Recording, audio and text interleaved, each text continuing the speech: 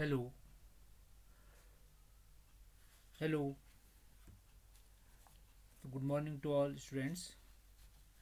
प्यारे बच्चों, वर्तमान में कोरोना महामारी से हम जूझ रहे हैं। पूरा देश, पूरा विश्व जूझ रहा है।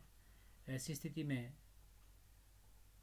इससे बचने का केवल एकमात्र यही साधन हमारे पास है कि हम सोशल डिस्टेंसिंग बनाए रखें, अपना ध्यान खुद रखें, अपनों का ध्यान रखें, और जो लोग भी बाहर से आ रहे हैं उनको भी सचेत करें, उनको भी प्रोत्साहित करें कि 14 दिन कम से कम क्वारंटाइन रहें, जिससे वे अपने और अपने समाज का भला कर सकेंगे, सबको बचा सकेंगे।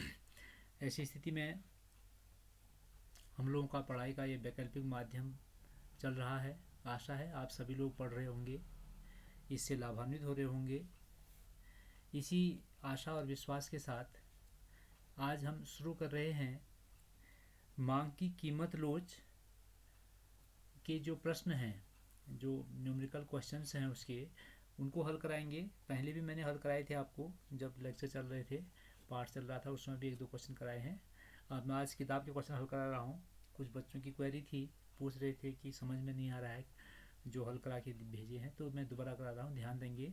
और इनको करने के बाद अपनी आंसर शीट में काम करेंगे, इसका लिखेंगे। सबसे पहले थोड़ा हम समझ लें। पहला प्रश्न जैसे ये भी है, मांग की कीमत लोच को परिभाषित कीजिए। व्यष्टि अर्थशास्त्र पहली किताब है ये। इसमें आप दूसरा पार्ट है उपभोक्ता के व्यवहार के सिद्धांत में। तो पहला प्रश्न इसमें 21वां प्रश्न है, कल हम आगे पढ़ चुके थे। मांग की कीमत लोच को परिभाषित कीजिए। अब देखिए, मांग की कीमत लोच हमने कहा था, जब पढ़ रहे थे हम कीमत लोच, तो उसमें पढ़ रहे थे कीमत लोच क्या है। कीमत लोच जैसे मांग का नियम हमें बताता है कि कीमत में परिवर्तन होने पर मांग में परिवर्तन होता है और उसके विपरीत परिवर्तन होता है। इतना हमें मांग का नियम बताता है कि कीमत बढ़ने पर, कीमत बढ़ी तो मांग कम हुई, या मांग कम हुई तो सॉरी या कीमत कम हुई तो मांग बढ़ी। अर्थात कीमत और मांग के विपरीत संबंध को हमारा मांग का नियम बताता है। लेकिन मांग का नियम यह नहीं बताता है कि कितनी कीमत परिवर्तन होने से मांग में कितना परिवर्तन होगा। अर्थात किसी वस्तु की कीमत 10 रुपये से बढ़कर के 20 रुपये हो जाए, दोगुनी कीमत हो जाए, तो उसकी मांग में क्या प्रभाव पड़ेगा। उसकी मांग 100 इकाई से घटेगी तो सही। अब कितनी घटेगी, 50 इकाई रहेगी, या फिर 80 इकाई रहेगी, या फिर 20 इकाई रह जाएगी, जो भी इसमें हो। तो हम इसको डिफाइन मांग का नियम नहीं करता है।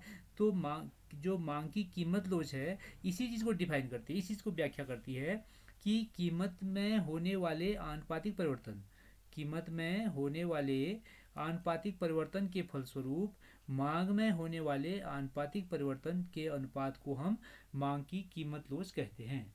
कीमत में होने वाले आनुपातिक परिवर्तन और मांग में होने वाले आनुपातिक परिवर्तन के अनुपात को। इसलिए कीमत लोच का जो सूत्र होता है, अगर हम प्रश्न हल करेंगे, कीमत लोच किसकी, मांग की कीमत लोच, मांग की कीमत लोच का सूत्र होगा मांग में आनुपातिक परिवर्तन, मांग में आनुपातिक परिवर्तन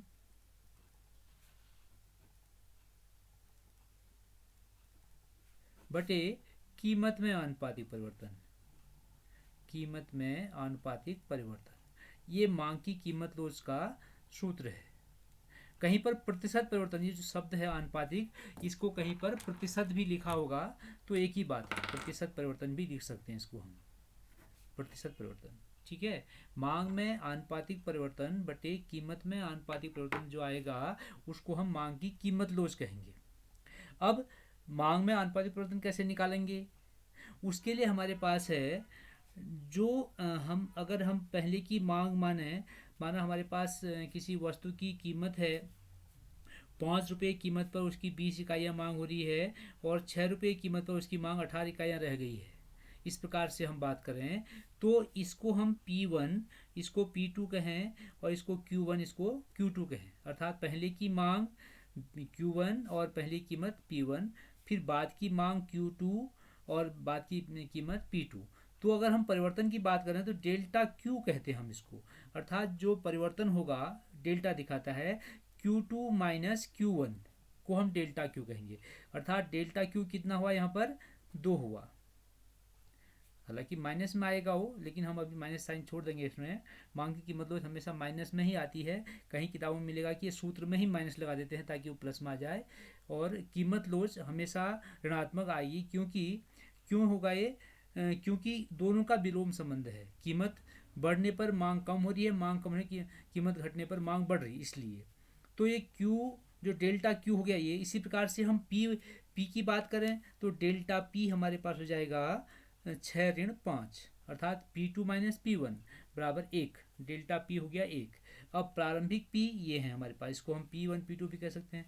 तो जो परिवर्तन का सूत्र हम इसमें लिख सकते हैं, अगर हमें निकालना है कि ईडी कहते हैं कीमत लोच को, इलास्टिसिटी ऑफ डिमांड, तो हम कहें इसको डेल्टा क्यू अपॉन क्यू।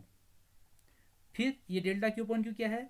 मांग में आनुपातिक परिवर्तन है। ये जो डेल्टा क्यू अपॉन क्यू है मांग में आनुपातिक या परसेंट परिवर्तन है, जो परिवर्तन बट्टे प्रारंभिक है। ये क्यू को हम, इसको हम खाली क्यू भी कह सकते हैं, Q1 कह लें इसको, डेल्टा क्यू अपॉन Q1। इसी प्रकार से कीमत में परिवर्तन डेल्टा पी अपॉन P1। इसको हम सॉल्व करेंगे, गणित में हम पढ़ते हैं जब पीछे भिन्न का भिन्न भाग देते तो जो पीछे वाली भिन्न है नीचे वाली वो भिन्न उल्टी हो जाती है। तो delta Q upon Q1 into P1 upon delta P, इस प्रकार से ये मांग का हमारा लोच का सूत्र बनता है। इस Q1 और P1 को खाली QP भी हम कह सकते हैं। तो इस प्रकार से हमारा सूत्र बना कि ED equals delta Q upon Q1 into P1 upon delta P। इससे हम प्रश्न हल करेंगे इसके मांग की कीमत लोच के। कीमत लोच क्लियर हो गया है। किसी वस्तु की कीमत में होने वाले आनुपातिक परिवर्तन के फलस्वरूप उसकी मांग में होने वाले आनुपातिक परिवर्तन के अनुपात को मांग की कीमत लोच कहेंगे। अब इसकी श्रेणियां ध्यान दीजिए। मांग की कीमत लोच की श्रेणियां होंगी, हमने 5 श्रेणियां पढ़ी थी इसमें। एक था पूर्णतः लोचदार मांग, पूर्णतः लोचदार मांग, अर्थात इसमें क्या था कि कीमत में परिवर्तन के बिना ही मांग में बहुत अधिक परिवर्तन हो जा रहा है। अर्थात इलास्टिसिटी को हम कह सकते हैं, इलास्टिक से अगर हम तुलना करें कि एक रबड़ जो इलास्टिक होता है वो हम कितना जोर लगाएं कितना खींच रहा है। अगर बिना जोर लगाए, जोर को हम समझे कि हम जो उसमें खींच रहे हैं वो खिंचाव हमारा कीमत है, और कीमत को हम कहें कि खिंचाव है तो वो कितना लंबा खींच रहा है उसको हम मांग कह सकते हैं। तो कीमत में कोई परिवर्तन नहीं किया, हमने उसको खींचा भी नहीं और मांग बढ़ गई, पूर्णतः लोचदार मांग होगी। दूसरा आएगा इसमें इकाई से अधिक लोचदार मांग, इकाई से अधिक लोचदार मांग। इसमें क्या है? इसमें आपका इकाई से अधिक मतलब जितना हमने जोर लगाया उससे अधिक खिंचाव उसमें पड़ रहा है। हमने जोर लगाया माना थोड़ा सा, वो खींच बहुत जल्दी जा रहा है, अर्थात उसमें लोच अधिक है जब कम जोर में खींच जा रहा है। अर्थात कीमत में कम परिवर्तन होने से मांग में अधिक परिवर्तन होगा। कीमत का परिवर्तन कम होगा, कीमत में कम परिवर्तन होने से मांग में अधिक परिवर्तन हो रहा है, तो उसको हम कहेंगे इकाई से अधिक। इसका जो मान आएगा, कम वाला नीचे हमारा नीचे 2 है, ऊपर 3 है। कीमत में 2% परिवर्तन हुआ, मांग में 3% परिवर्तन हो गया, जो भी हम घटा बढ़ा जो भी कहें, तो ये इसका मान 1.5 1 से ऊपर आएगा हमेशा। तो 1 से ऊपर आएगा तो इसको हम क्या कहेंगे? जैसे इसको हम कहेंगे इकाई से अधिक, 1 को हम इकाई मानते हैं। तो यहाँ पर देखिए, अगर हम 3/2 कहें, कीमत में परिवर्तन हमारा 2% हुआ और मांग में परिवर्तन 3% हो गया उसके, तो इसको हम इकाई से, इसका जो मान आएगा 1.5 इकाई से अधिक हो गया, इकाई से अधिक लोच कहते हैं। अर्थात कीमत में थोड़े परिवर्तन से भी जब मांग में अधिक परिवर्तन होता है तो इकाई से अधिक लोच है। यह मैंने बताया था, यह किसका होता है? विलासिता की वस्तुओं का होता है। अब जो वस्तुएं उतनी आवश्यक नहीं है फिर भी हम उनका उपयोग कर रहे होते हैं, उनके लिए मांग की कीमत लोच इकाई से अधिक लोचदार होती है, या लोचदार मांग भी कह देते हैं। अब इकाई लोच मांग, इकाई लोच क्या है? जहां पर एक आएगा, जैसे मैंने यहाँ पर एक उदाहरण दिया था कि कीमत 10 रुपया थी, तो उस समय मांग 20 इकाई थी, और कीमत बढ़कर के 12 रुपया हो गई, तो या कीमत बढ़ के 15 रुपया हो गई, 1.5 गुना हुई, तो मांग भी बढ़ के घट के 30 सॉरी कीमत घट के 5 रुपया हुई, आधी हुई, तो मांग भी बढ़ के दुगनी हो जाएगी, 40 इकाई हो जाएगी। अर्थात जिस अनुपात में कीमत घट रही है उसी अनुपात में मांग बढ़ रही है, उसको हम इकाई लोज कहेंगे। माना कीमत में परिवर्तन हमारा 10% था, तो मांग में भी परिवर्तन 10% ही हुआ। अर्थात हमने कहा कीमत 100 से 2 दुगनी हो गई, 50% हुआ, या हमने कहा 100% हो गया।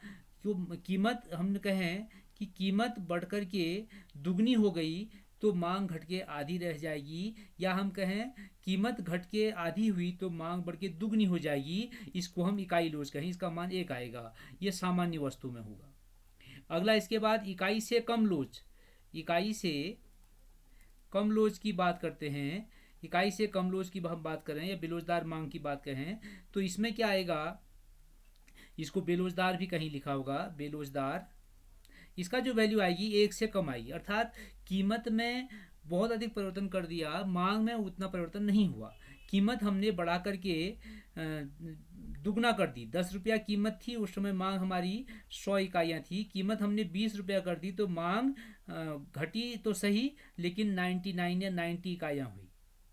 तो इसको हम कहेंगे कीमत में परिवर्तन का प्रभाव मांग में नहीं पड़ रहा है। ये कौन सी वस्तुएं होंगी, ये आवश्यक वस्तुएं होंगी जिनके बिना मनुष्य जीवित नहीं रह सकता है। तो ऐसी वस्तुओं की मांग की लोज इकाई से कम या बेलोजदार मांग होगी। और अगला आपका इसका मान जो आएगा, इसका जैसे हमने कहा कीमत हमने परिवर्तन किया 25% और मांग परिवर्तन हुआ 5%, तो इसका मान जो आएगा 1 से हमेशा कम आएगा। तो ऐसे को हम इकाई से कम लोजदार कहेंगे, 1 से कम मान आएगा। अगला लास्ट इकाई है पूर्णतः बेलोजदार। पूर्णतः बेलोजदार का मतलब कि हमने कीमत में कितना ही परिवर्तन कर दिया, मांग में कोई परिवर्तन नहीं हुआ, पूर्णतः बेलोजदार हो गया।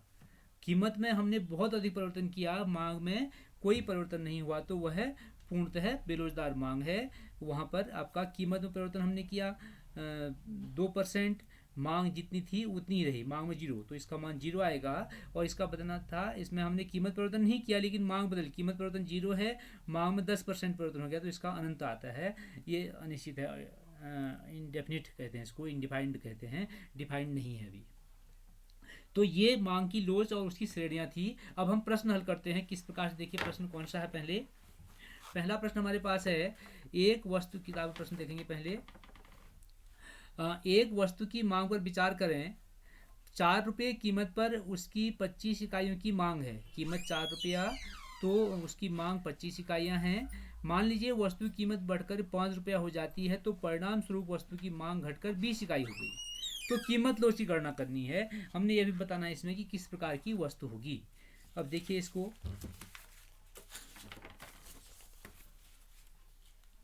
हमें P1 दिया है, पहले की जो कीमत है हम P1 माने, P1 रुपया 4 है, और उस समय Q1 है 25 इकाइयाँ, 4 रुपये कीमत पर 25 इकाइयाँ खरीद रहा है। अब उसके बाद वस्तु कीमत बढ़ के 5 रुपया होगी, P2 कितनी हो गई, P2 हो गई 5 रुपया, और उसकी मांग घट के होगी Q2 हो गई 20 इकाइयाँ। तो हम इसको निकालें, सबसे पहले डेल्टा P निकाल लें। Delta P equals P2 minus P1, तो ये हो गया हमारा 5 ऋण 4 बराबर डेल्टा P कितना आ गया, डेल्टा P हमारा आ गया, डेल्टा P 1 आ गया। अब हम डेल्टा Q निकालें। डेल्टा Q आएगा आपका Q1 माइनस Q2, तो ये 25 ऋण 20 बराबर 5 डेल्टा Q आया। अब सूत्र लगाएं, हमारे पास सूत्र है मांग की कीमत लोच, ED या मांग कीमत लोच लिखें, बराबर होता है delta Q upon Q1 into P1 upon delta P। तो ये हो जाएगा आपका डेल्टा Q हमारा 5 बट्टे प्रारंभिक Q 25 गुणा जो Q1 था, ऐसे ही P1 हमारा 4 और डेल्टा P हमारा 1। इसको सॉल्व कर लेंगे, 5 से 25 5 बार कटा, तो ये आया 4/5, अर्थात इसका वैल्यू आएगी 0.08। हम 5 का भाग 4 में दे रहे हैं, भाग नहीं किया, 0.0 बढ़ाया, 5 अट्ठे 40, इस प्रकार से 0.8 ये क्या है, एक से कम है। 0 पॉइंट यहाँ लगे एक से कम, अर्थात यह क्या है, एक इकाई से कम लोच है। इकाई से कम लोच को हम बेलोचदार भी कहते हैं। इसकी मांग कैसी है, बेलोचदार है, अर्थात यह कैसी वस्तु है, यह आवश्यक वस्तु है। कैसी वस्तु है, आवश्यक वस्तु होगी, इसकी मांग की लोच इकाई से कम है। अब हम इसी को, अगर कुल व्यय विधि बताया था हमने, अगर इसी विधि को हम, ये तो आनुपातिक विधि है, ये कौन सी विधि थी, ये आनुपातिक विधि थी, इसको हम कहते हैं आनुपातिक विधि। इसी प्रश्न को हम कर रहे हैं कुल व्यय विधि से, इसी को हम कर रहे हैं कुल व्यय विधि बताया था मैंने, उसमें हम कुल व्यय निकालते हैं। कुल व्यय विधि देखिए यहाँ भी करते हैं कुल व्यय विधि में। अब कुल व्यय विधि में प्रारंभिक व्यय कितना हो रहा है, अंतिम व्यय कितना हो रहा है, उसका अंतर देखते हैं। तो प्रारंभिक व्यय मतलब कीमत में परिवर्तन होने से पहले का व्यय बराबर 4 रुपया गुणा 25 इकाइयाँ खरीदा था, तो पहले खर्च कर रहा था 100 रुपया। पहले 100 रुपया खर्च किया उसने जब कीमत नहीं बढ़ी थी। कीमत बढ़ने पर व्यय, कीमत परिवर्तन पर व्यय, कीमत परिवर्तन के बाद व्यय कितना हो जाएगा, 5 गुणा 20, सॉरी 25 चक्को 100, 100,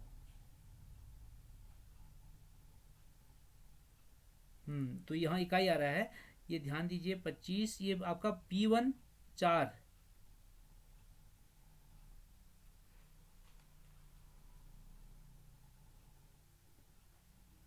P1 4, हाँ कीमत में परिवर्तन नहीं हुआ इसमें, जो उसका, हाँ ठीक है, इसके कीमत बढ़ने पर भी व्यय में परिवर्तन नहीं हुआ।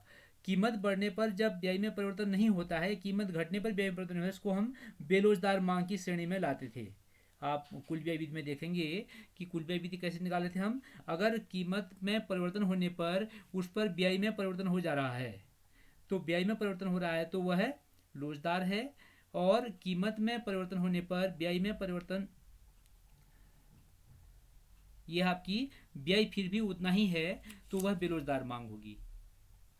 अब इसके बाद देखें अगला क्वेश्चन,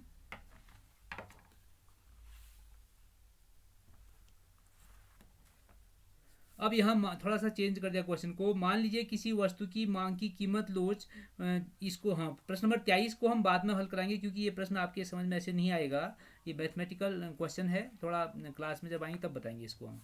प्रश्न नंबर 23 देखिए, मान लीजिए किसी वस्तु की मांग की कीमत लोच 0.2 है, माइनस में दिया, मैंने बताया था माइनस में देते हैं इसको।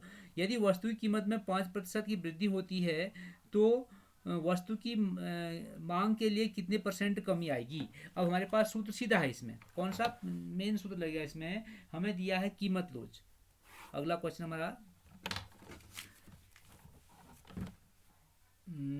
कीमत लोच हमें दिया है 24 क्वेश्चन नंबर में, कीमत लोच बराबर -0.2 ये दिया है, और ये क्या है, कीमत में परिवर्तन, वस्तु की कीमत में 5% की वृद्धि, कीमत में वृद्धि है, वृद्धि को हम परिवर्तन ही कहेंगे, कितना है 5%, या अब ये हो गया। तो हमें निकालना है कि वस्तु की मांग में कितना % कमी आएगी, कीमत बढ़ी है तो मांग कम होगी, कितनी % कमी आएगी, जबकि लोच क्या है 0.2 है, इकाई से कम है, बेलोच है।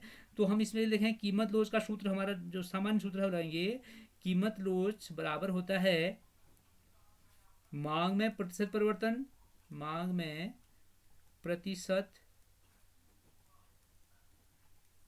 परिवर्तन बटे कीमत में प्रतिशत परिवर्तन, कीमत में प्रतिशत परिवर्तन। अब कीमत लोच कितनी है 0.2 माइनस 0.2 इक्वल्स मांग % हमें निकालना है, मांग में प्रतिशत परिवर्तन,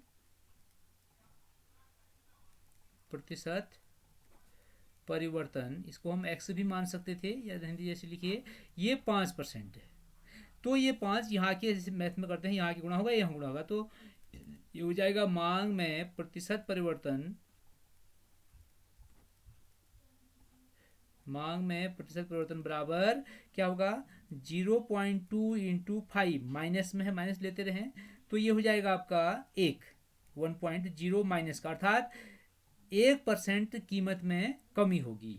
ये परसेंट में ही था तो ये परसेंट में ही आएगा। तो कीमत में मांग में कितने परसेंट कमी हुई, माइनस में तो कमी हो रही है, 1% की कमी मांग में होगी, 1% की कमी मांग में आएगी ऐसी स्थिति में जब मांग की कीमत लोच 0.2 होगी। तो ये हो गया इसका आंसर।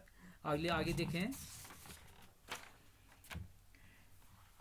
अगला है, मान लीजिए किसी वस्तु की, प्रश्न नंबर 25 है, मान लीजिए किसी वस्तु की मांग की कीमत लोच 0.2 है। यदि वस्तु की कीमत में 10% वृद्धि हो तो मांग में होने वाला व्यय किस प्रकार प्रभावित होगा। अब देखो, कीमत लोच इकाई से कम है तो व्यय क्या होना चाहिए, इसमें व्यय इसमें बढ़ना चाहिए, इसमें व्यय हमारा बढ़ जाएगा, क्योंकि इकाई बेलोजदार मांग में व्यय में वृद्धि होती है। कीमत लोच दी है 0.2, कीमत लोच 0.2 दी है, और तो इसमें हमारा कुल व्यय में वृद्धि हो जाएगी। इतना लिखना, हमें इसमें सॉल्व कुछ करना नहीं है। और प्रश्न नंबर 26 है, किसी वस्तु की कीमत में 4% गिरावट होने पर उस वस्तु में व्यय में 2% वृद्धि होगी तो लोच के बारे में क्या कहेंगे। अब 26 देखिए, यहाँ लोच क्या होगी, देखिए लोच यहाँ पे निकाल लेते हैं। ये दिया है इसने, लोच, कीमत लोच का सूत्र है मांग में प्रतिशत परिवर्तन, मांग में प्रतिशत परिवर्तन बटे कीमत में प्रतिशत परिवर्तन।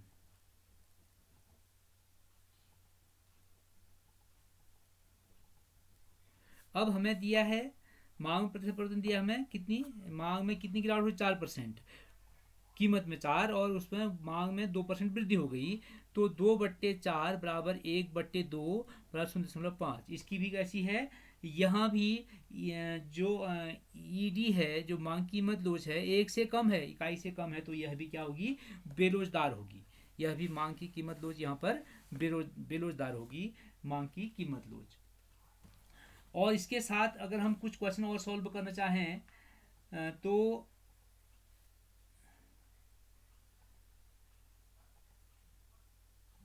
हाँ, एक प्रश्न यहाँ देखिए, एक उपभोक्ता, ये प्रश्न है, एक उपभोक्ता, हम प्रश्न बना रहे हैं, माना 5 रुपये प्रति इकाई पर एक वस्तु की कितनी इकाइयाँ खरीदा है, 80 इकाइयाँ खरीदता है, 80 इकाइयाँ खरीदता है, अर्थात 5 रुपया कीमत है तो मांग है, सीधा लिखें 80 इकाइयाँ, मांग 80 इकाइयाँ है। अब कीमत आपकी नहीं दी है, अगर उसकी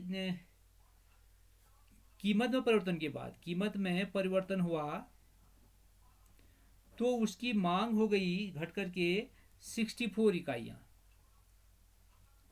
तो ये पूछ रहा है कि जबकि मांग की लोच दी है, लोच दी है, मांग की लोच आपको दी है, माना -2 मांग की लोच दी है, तो हमें निकालना है कीमत में परिवर्तन कितना हुआ, कीमत में परिवर्तन कितना हुआ ये निकालना है।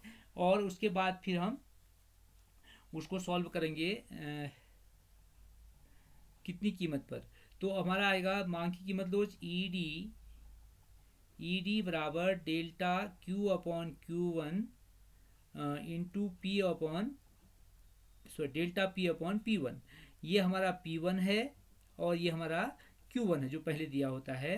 तो हमारा Q1 है 80, डेल्टा Q कितना है, डेल्टा Q निकाल लेंगे पहले, डेल्टा Q बराबर 80 ऋण 64 बराबर आपका 16, डेल्टा Q हो गया 16 बट्टे Q1 80 था, गुणा डेल्टा P हमें नहीं पता है, निकालना है कितना परिवर्तन हुआ, वहाँ से निकलेगा। ईडी हमें दिया है -2, ईडी हमें दिया है -2, ये 2 ही मान लें उसको, और डेल्टा P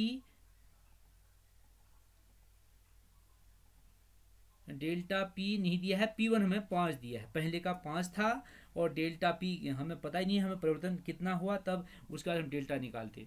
तो ये प्रश्न है, तो 2 बराबर, ये 16 से कट जाएगा 80 5 बार, तो 2 बराबर डेल्टा पी बट्टे गुणा हो जाएंगे 25। फिर उसी प्रकार से इसकी इससे गुणा, इसकी इससे गुणा, डेल्टा पी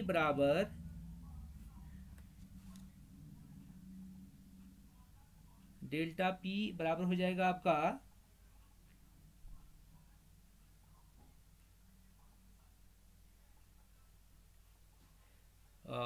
ये यहाँ गलती हुआ, P upon delta P one upon delta P होगा, P one upon delta P, sorry, इसको ध्यान दें दोबारा से।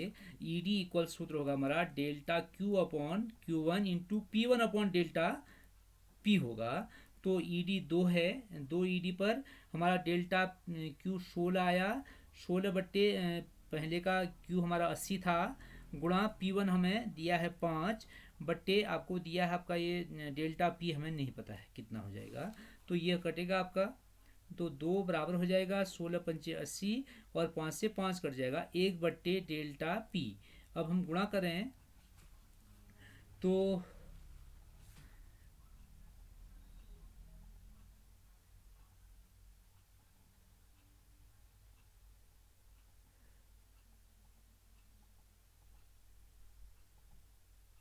डेल्टा पी इक्वल्स यहाँ आ जाएगा 2, डेल्टा पी 2 आ गया, अर्थात कीमत परिवर्तन 2। तो पहली कीमत कितनी होती होगी, 5 थी, 5 तो पहली कीमत थी, और कितनी बढ़ के हो गई, 2 बढ़ गई, तो कुल जो नई कीमत हो जाएगी, नई कीमत बराबर हो जाएगी 5 धन 2 बराबर 7 रुपया, अर्थात 7 रुपये की कीमत पर वह 64 इकाइयाँ क्रय कर रहा है। तो ये आपका इस प्रकार से 7 रुपया प्रति इकाई कीमत पर 64 रुपये वो कम क्रय करेगा।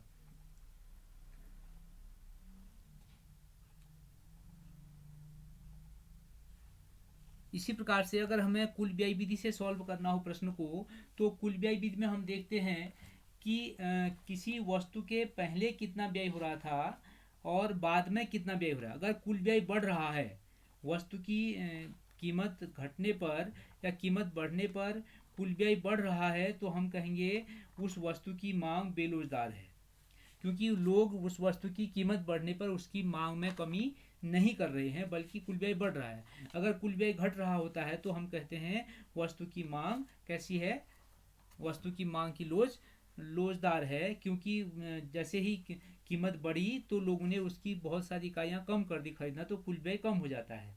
इस प्रकार से हम उसमें सॉल्व कर सकते हैं। एक क्वेश्चन और देख लें।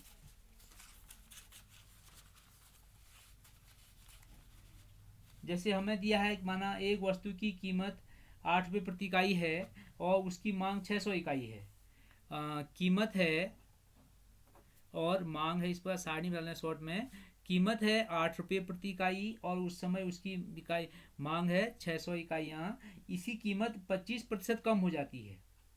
अब कीमत में 25% कमी, कीमत में कमी कितनी, 25%, किसका 25%, इस 8 का, बराबर हो जाएगा 25 गुणा 8 गुणा 25 बट्टे 100। तो ये हो जाएगा आपका कितना कीमत हो गया, आप कितनी कमी हुई देखें, 25 चक्को 100 और ये 2, इससे 2 बार 2 इकाई कम हुई, 2 रुपया कम हुई। तो नई कीमत कितनी हो गई, अब नई कीमत हमारे पास 6 रुपया हो गई। नई कीमत कितनी हुई, नई कीमत हो जाएगी 8 ऋण 2 बराबर 6, 6 रुपये की कीमत पर उसकी मात्रा 120 हो जा रही है। अब मात्रा होगी 120 बढ़ जाती है, 120 धन 600, मात्रा 120 धन 600 अर्थात 720 हो जा रही है। तो कीमत में परिवर्तन परसेंट में दिया था, हमने परसेंट को रुपये में निकाल करके उसमें से घटा दिया, कीमत में कमी हो रही है, कीमत में कमी हुई घटा दिया, अगर बढ़ता हम जोड़ते तो मांग 120 बढ़ रही है, 120 मांग बढ़ने मतलब हो गया कि 600 थी 720 हो गई मांग। तो इसमें मांग की लोज ज्ञात करनी है, लोज ज्ञात करनी है। तो लोज की जो आपका सूत्र है E D equals delta Q upon Q one into P one upon delta P.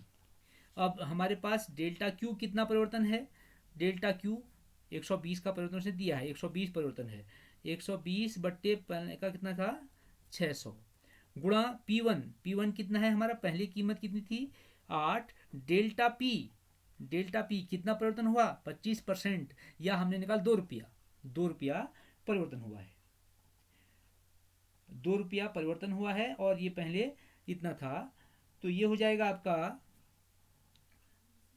ये शून्य कटा, 12×5 = 60, और ये 2 से कटा, 2×4 = 8, 4/5, या हम कह सकते हैं 4, 5 का भाग 4 में देंगे तो नहीं जाएगा, शून्य हो जाएगा, 5×8 = 40, 0.8, अर्थात इसकी मांग की लोज भी कैसी है, बेलोजदार है, अर्थात इकाई से कम है, यह आवश्यक वस्तु होगी। इस प्रकार से हम अन्य प्रश्नों को भी, मांग की कीमत लोज से संबंधित प्रश्नों को सॉल्व कर सकते हैं। जैसे जैसे हमारे पास प्रश्न आएंगे उसको हम इस सूत्र में रखते हल कर सकते हैं। हमें ये कभी ये निकालना हो सकता है, कभी ये निकालना होता है, कभी कुछ भी निकालना हो, तो इस प्रकार से हम सॉल्व कर सकते हैं। तो आज के लिए इतना ही। कल फिर हम कल को ध्यान देंगे आप लोग, कल हम राष्ट्रीय आय पढ़ेंगे। राष्ट्रीय आय में जो गणना करने वाले प्रश्न हैं उनको पढ़ेंगे, कुछ किताब से पढ़ेंगे, कुछ और भी हम उसका अभ्यास करेंगे कल के सेशन में। तो उससे सब तैयार रहेंगे। आज के लिए इतना ही। Thank you.